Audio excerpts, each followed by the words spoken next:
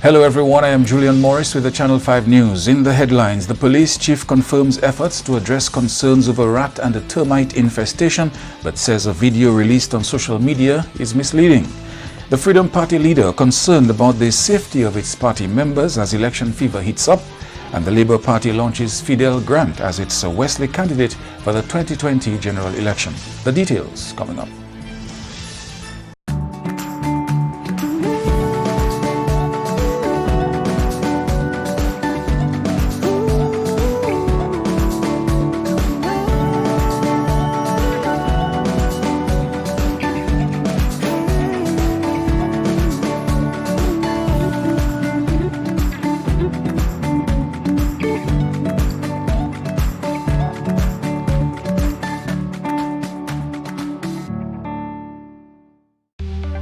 Here are some tips to reduce mosquito presence in and around your home. Keep water storage containers properly covered. Remove containers that can collect water from your surroundings. Keep garbage bins tightly covered. Pick up your litter and remove all tires from your yard. Keep gutters free of leaves and twigs to prevent stagnant water. Prevent Zika, dengue, and chikungunya. Fight the bite. This is a public service announcement from the Dominica Red Cross. This message is supported by Flow. First up in the news, Dominica's Police Chief Daniel Carbon says there was mischief involved in the release of a video showing rats at police headquarters months after the said video was filmed and after measures were taken to address those concerns. The police chief says a single bedbug was found in the charge office in January 2018, which immediately led to the charge office and Roseau police station being treated immediately by Pest Tech Limited. The chief says treatment for bugs and pests was administered at charge office and Roseau police station in January, March, May and June of this year. Here is the police chief on the situation at Traffic Department and the issue of the video of rats released on social media. On February 12, 2019, the Chief of Police received a copy of a letter which was addressed to the chairman of the Police Welfare Association from a member of staff of the Traffic Department. The letter addressed the need for intervention of a rat infestation at the Traffic Department. On February 13, 2019, as a result of this letter, personnel of Pest and Termite Control, Pest Tech Limited, treated the Traffic Department for pests and termites. Officers at the Traffic Department reported that the situation was brought under control. National Pest and Pest Tech Limited conducted pest and termite treatments at the building housing the Traffic Department and surroundings on February 13, 2019, March 14, 2019, May 31, 2019. The last treatment for pests at the Traffic Department was done on June 8, 2019. The footage of rats on a garbage bin outside of the Traffic Department was circulated on social media. This video was taken about 6 months ago by a police officer attached to the Traffic Department. On Tuesday, June 11, 2019, Honorable Minister for National Security, Mr. Blackmore, and the Permanent Secretary of that ministry visited the Traffic Department. The following day, the 6-month-old video was released on social media to deliberately discredit the Permanent Secretary. The Police Welfare Association has also complained of less than favorable accommodation for officers in the out districts. Since Hurricane Maria, renovation works have been undertaken at police stations across the country and investments continue to be made in rental properties for officers. More on these investments, which also include transportation, in our next newscast. Leader of the Dominica Freedom Party is concerned for the well-being of party members as election fever heats up. Kent Vital says in recent times there have been direct threats to DFP affiliates, which is troubling. Some of the candidates, I remember there's one particular candidate, for instance, that when a potential candidate, they actually sent a threat at her. And there was another one who was openly threatened by one of the candidates in the area that he's potentially supposed to go. And so we have had that. According to Vital, members of the party's youth arm have not been spared. Let's put it like that. We had started the youth arm. We started the youth arm, and it was going very well for a while. But you know what we realized? In terms of our youth, the same thing has happened. Some of our youth, those that who they know are on our executive and so on, and others who they know that were interested in our youth movement, they have dangled things before them in an attempt to keep them quiet. And in this environment of victimization, our youth are very concerned. Some of them do not necessarily want to be outright and open, but they understand that their families' welfare is at stake. A national event on this Father's Day weekend, the first ever Papa Creole Festival, takes place on Saturday. Organizer Leroy Waddick's child says the festival, Papa Creole, will pay tribute to Gordon Henderson, who is currently on a world tour celebrating 50 years in the Creole music industry.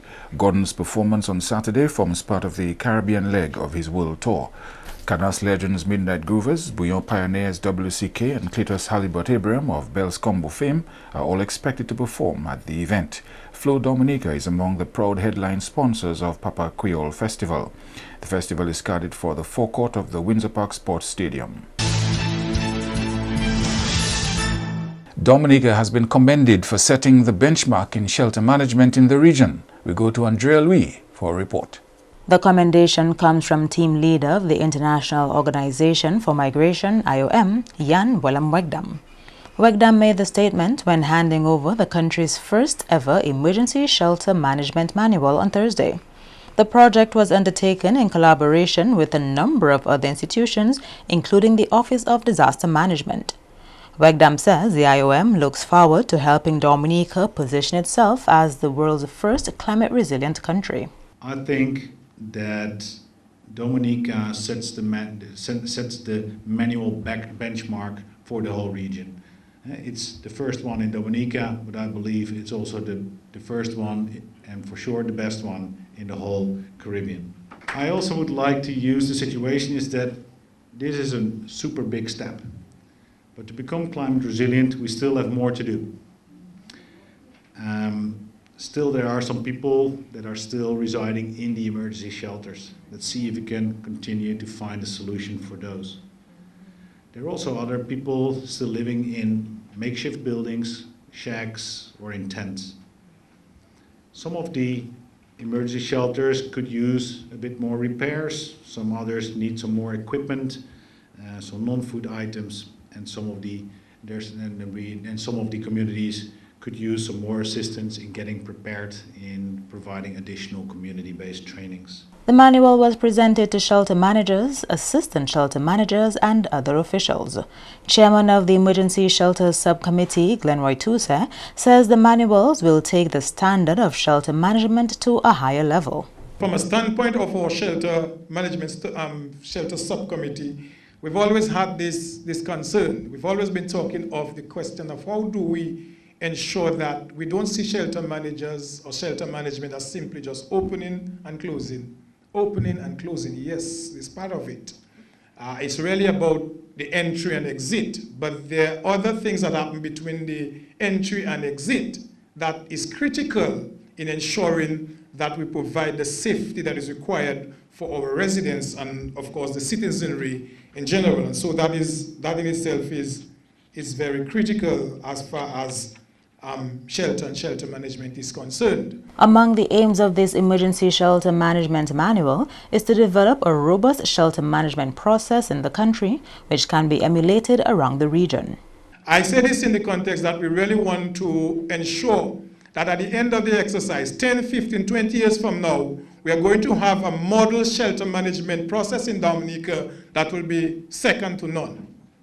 And that is very, very important because if we are to make Dominica the first climate resilient country in the world, we have got to ensure that even within our localities, we have to have, so to speak, resilient communities. And that is one aspect in terms of community resilience.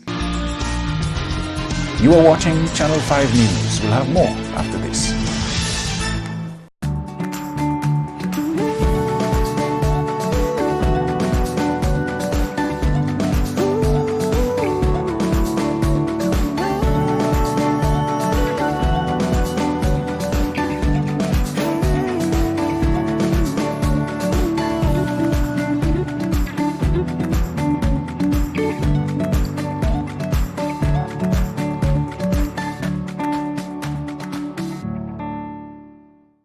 Lani sin tout partout. Attention si vous c'est nom et bien femme. Visitez place santé pour examiner corps. Ça c'est un nick pour yo ouais si lani pièce moun au lion qui ni maladie TB et bien maladie sexuelle. En compagnie moun qui ni maladie HIV pe ni TB aussi. Savent qui lani guérison pour TB. Ou ça vivre en bonne santé même si ou ni maladie HIV. Parlez by docteur. Prends responsabilité. Aidez du bout de sime maladie TB et HIV. Ou agir tout le monde pour examiner corps yo.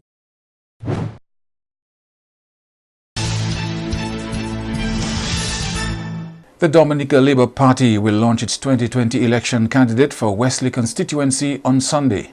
Fidel Grant's launching follows that of Shakira Lockhart Hippolyte in Roseau South, and before her Octavia Alfred in Castle Bruce and Greta Roberts in Grand Forks. Ambassador Vince Henderson is the head of the DLP 2020 campaign. It's Father's Day, you know, and it's going to be a Father's Day event, you know. I mean, we're launching a father, you know, and he will also be recognizing fathers in his constituency. Excellent. And the Labour Party will be recognizing a father per constituency. Excellent. 21 fathers. We will be recognizing men, you know, fathers who've been there with Labour, but who have been, you know, exemplary in their communities, in their constituencies. Men who have given to their community, either for community service, leadership. You know, people who have sacrificed for the greater good of their families and for the community. And of course, people who stood with Labour. So we'll be recognizing 21 fathers from each constituency, and we'll have a special package for the Wesley constituency. We'll be recognizing 5 fathers from that constituency. So the event is really going to be punctuated with a Father's Day kind of theme. We will have, again, a number of speakers speaking to particular themes, speaking to the work that the Dominica Labour Party have done for Dominica, especially in the last 19 years, but more so throughout the life of the Labour Party, historically, in government and outside of government. So we've had the contribution of Labour over the years, which we will be speaking to. We will also be talking about the future, moving forward with Labour, what Labour is going to bring to Wesley. You know, we're bringing something major in Wesley. Yes, tell us. Oh, yes. The international airport is going to start right across. Yes, that's true. We'll have the biggest infrastructure project in Dominica's history right there. Ambassador Vince Henderson interacting with host of Kyrie's Hang, Daryl Titt. Dominica is taking steps to align itself with the Regional Comprehensive Safe Schools program. We go back to Andrea Louis for more. This was the aim of a 2-day contingency planning workshop of the Ministry of Education, which wrapped up on Friday. Education Program Manager with Israel Aid, Sawana Fabian, who is collaborating with the Ministry of Education on this project, says a ministry-level contingency plan is in keeping with other OECS countries which have adopted the Safe Schools program. It's also part of the Comprehensive Safe School, Regional Comprehensive Safe School, and it's a follow-up action to the second ministerial forum that was held last month in St. Vincent. So all the key the education chiefs of the Caribbean went to that forum, and a follow-up action would be that all education sectors do have a contingency plan. And we've heard of contingency planning before, but maybe it didn't take much root or presence before. But understanding what Maria did to us, we understand how key and essential it is to the whole development of the sector. The emergency education strategy will provide guidelines and principles to assist the education sector in ensuring children's rights are respected and catered to following a natural disaster. So they have a right to education, they have a right to safe learning spaces, and the strategy speaks to all of this. So this is basically a step in the direction of developing the strategy, and our first step really is to engage all our key partners, the Ministry of Education, and also the key actors, like the linkages between Ministry of Education and Planning, Ministry of Education and Social Services, Ministry of Education and the youth division, because we understand the youth play a big role in response. We're employing a very inclusive approach where the early childhood is also considered, special education is also considered, because these are all part of the education and emergency plan. If all goes according to plan, a blueprint of the contingency plan should be ready before the peak of the 2019 hurricane season. At the end of the workshop, we'll not be able to collate it and disseminate it and distribute it. However, we would have, at least in the Ministry of Education, a clear line of who's responsible for what, when, where. Yeah, and the education emergency strategy, we expect that if we engage the consultant by the end of this month, then the engagement will go throughout September, will end in September. So it's a 3-month engagement with the consultant. However, we understand how critical the contingency plan is for this hurricane season. So we are trying to get it at least a blueprint set up before the heat of the hurricane season, basically. And of course, we don't want to just focus on the hurricanes. We want to focus on all the other hazards that we are potentially, in for. So it's going to be a multi-hazard focus or approach to developing the plan. JCI Dominica has submitted the names of 3 nominees to JCI West Indies as part of the JCI 10 Outstanding Young People of the World program. The nominees are Michael Sultan for Moral and Environmental Leadership. Michael is a forester and senior amphibian technician. He has also been a passionate biologist and advocate for nature and the environment. Sultan is well known for his work on the endangered mountain chicken. Delroy Williams has also been nominated for humanitarian and/or voluntary leadership. His platform includes gender-based violence, the environment, HIV/AIDS awareness, the Leve Dominic campaign, which he founded in 2016. He has also addressed the issue of lupus, transactional sex, politics, and child abuse. He is also team leader for the Hope Foundation, which assists children with learning disabilities. Leandra Landa is nominated for Cultural Achievement. The convent high school teacher promotes Dominica's culture among students and clubs, and she directs the Cicero Singers. She is also the recipient of the Phenomenal Teacher Award. The JCI 10 Outstanding Young People of the World program serves to formally recognize young people who excel in their chosen field and create positive change. Successful honorees will travel to Estonia to receive their award at the JCI World Congress in November. And the Royal Fleet Auxiliary ship RFA Mounts B will begin its 2019 hurricane season patrol in the region between the 14th to the 17th of June. This is part of the UK's preparations to provide regional support this hurricane season. The vessel is to be stationed in Barbados, will be equipped with heavy-duty vehicles, a helicopter and personnel from Royal Engineers. These officers will be ready to provide rapid response to any emergency in the region. Since 2017, RFA Mounts B has been deployed in the region. She provided much-needed humanitarian aid to UK overseas territories and Dominica. The ship's primary task is to provide security for UK overseas territories and disaster relief when called upon.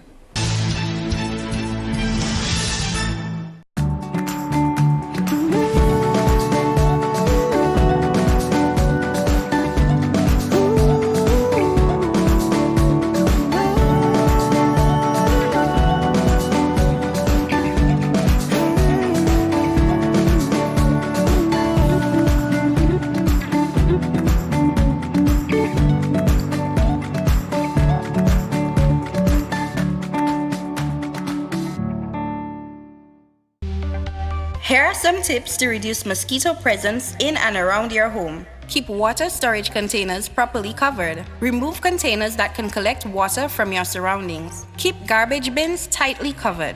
Pick up your litter and remove all tires from your yard. Keep gutters free of leaves and twigs to prevent stagnant water. Prevent Zika, dengue, and chikungunya. Fight the bite. This is a public service announcement from the Dominica Red Cross. This message is supported by Flow. To end the news, a look again at the headlines. The police chief confirms efforts to address concerns of a rat and a termite infestation, but says a video released on social media was misleading.